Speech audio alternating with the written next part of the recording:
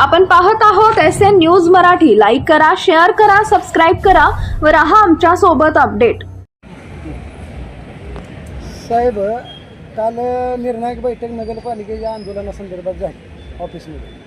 तर काय ठरलं एकंदरीत आज तुम्ही पुन्हा भेट देण्यासाठी आला?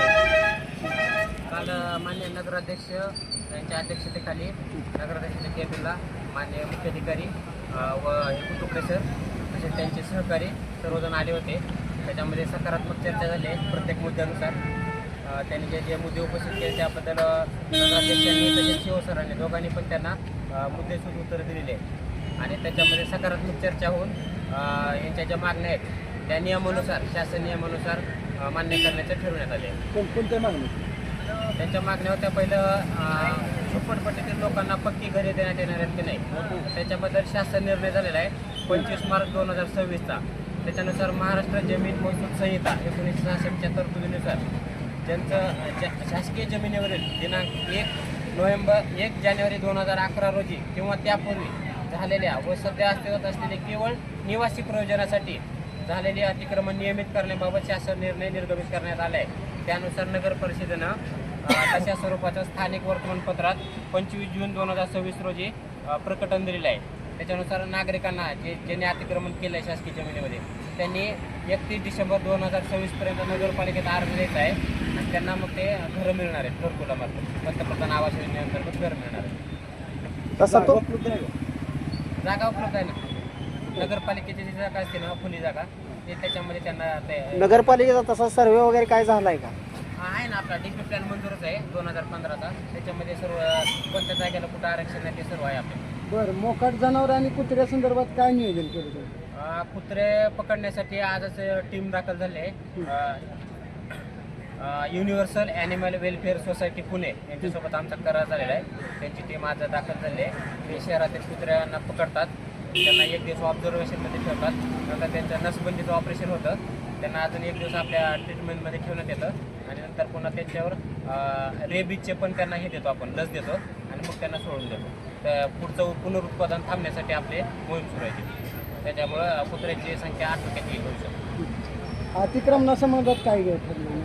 अतिक्रमणासंदर्भात मान्य जिल्हाधिकारी यांनी 18 ऑगस्ट 2026 रोजी एक परिपत्रक काढलेलं आहे.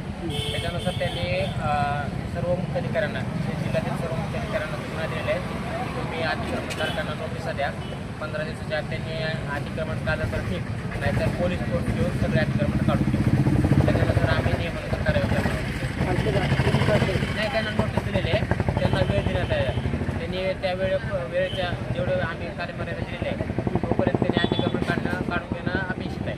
त्यांनी जर नाही काढलं तर मग नगरपालिकेमार्फत काढलं. नगरपालिका कारवाई चालू केली?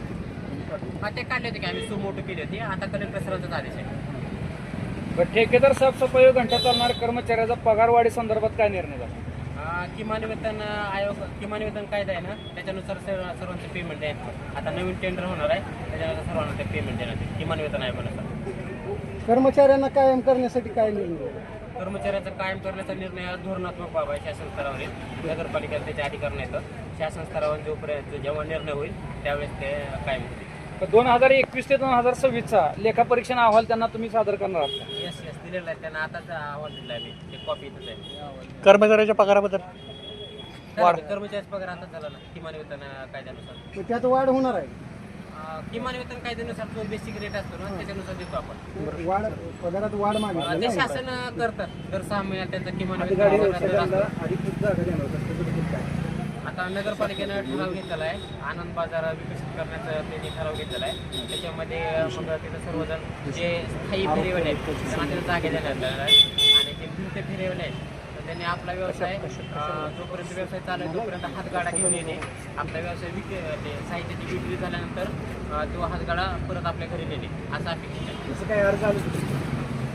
अर्ज नाही झाले पण आता लोकांनी काढले होते ते येतील. आता यांच्यासोबत आले होते अर्ज व्यापारी लोक आले होते, त्यांना आम्ही सांगितलं. कसं नियोजन असतं?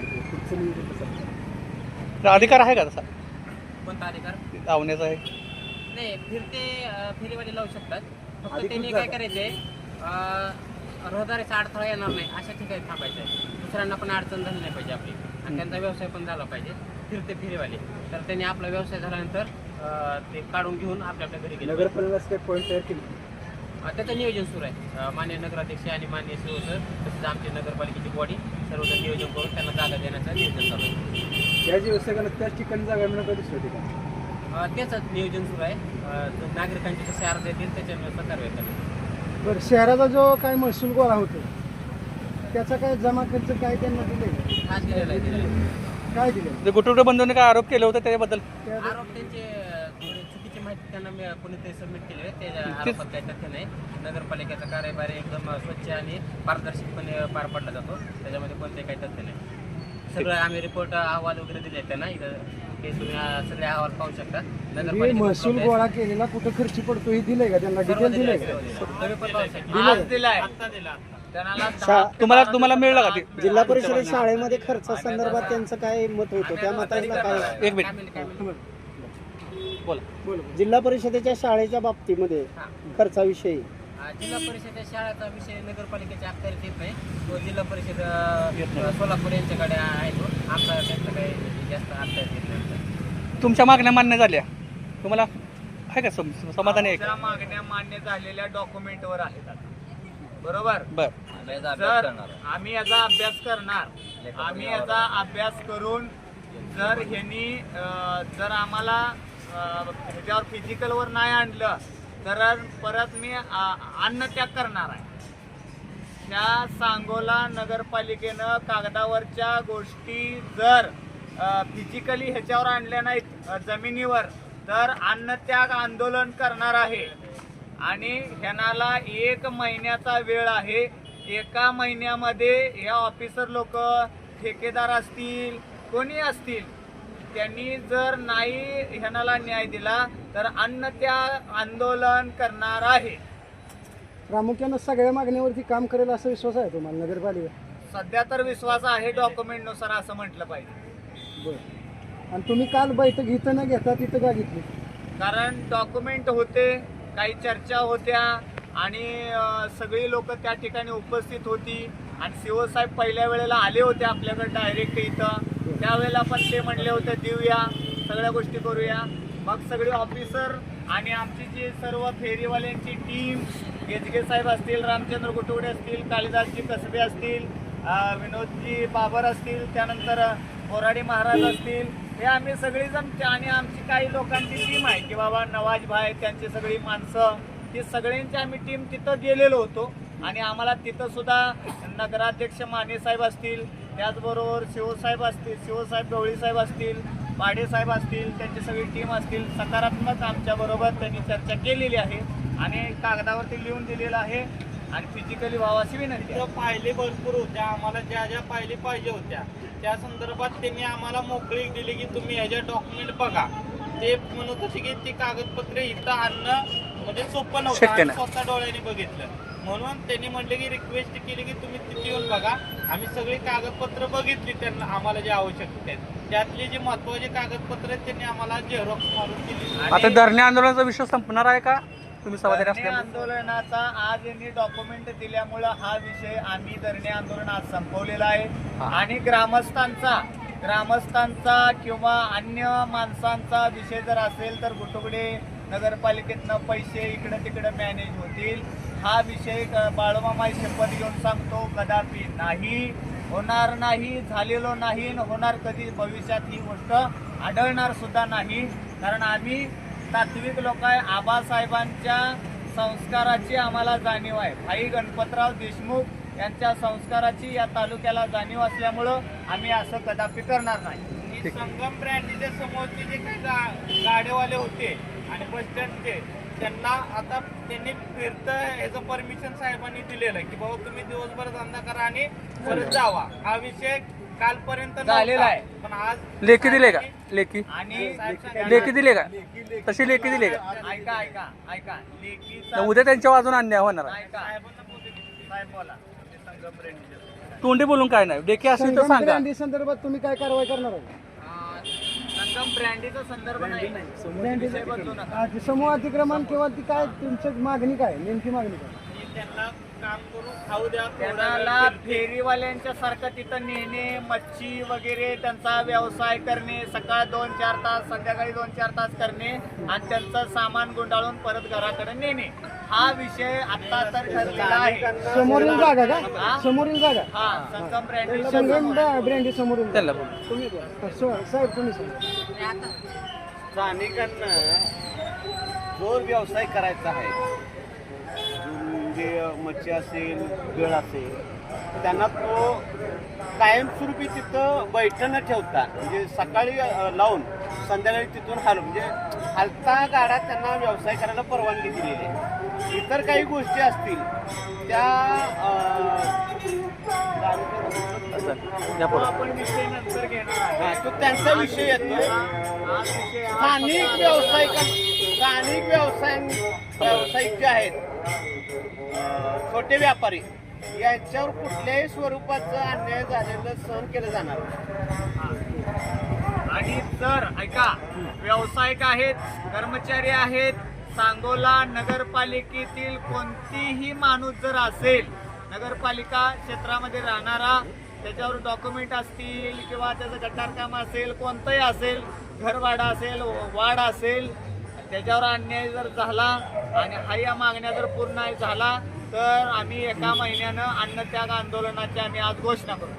बरं किती दिवसात पूर्तता करतो मग पुढे मागणी पूर्तता तसं करतील काय आम्ही, तुम्हाला follow घेऊ ना. सांगितलं तसं काय सांगितलं का तुम्हाला त्यांनी जवळजवळ 70% पेपर दिलेले हा. आहेत. 30% त्यांनी आता काम करतायत त्या गोष्टीवर. बरं. साहेब 70% सांगा पेपर तसं काय तुम्ही त्यांच्या काय ज्या मागण्या हे केल्या आहेत त्यांनी, जे आम्हाला शक्य आहे ते आम्ही तात्काळ करत आहोत आणि जे शासन स्तरावरील आहेत, धोरणात्मक बाब आहेत, ते शासन स्तरावर होणार आहेत. आमच्या अखत्यारीत जेवढ्या बाबी आहेत तेवढ्या आम्ही व्यवस्थित पाठपुरावा करतो. तुमच्या अत्याखेरीज जेवढ्या आहेत तेवढ्या तर तुम्ही करणार. हा, एवढं करणार.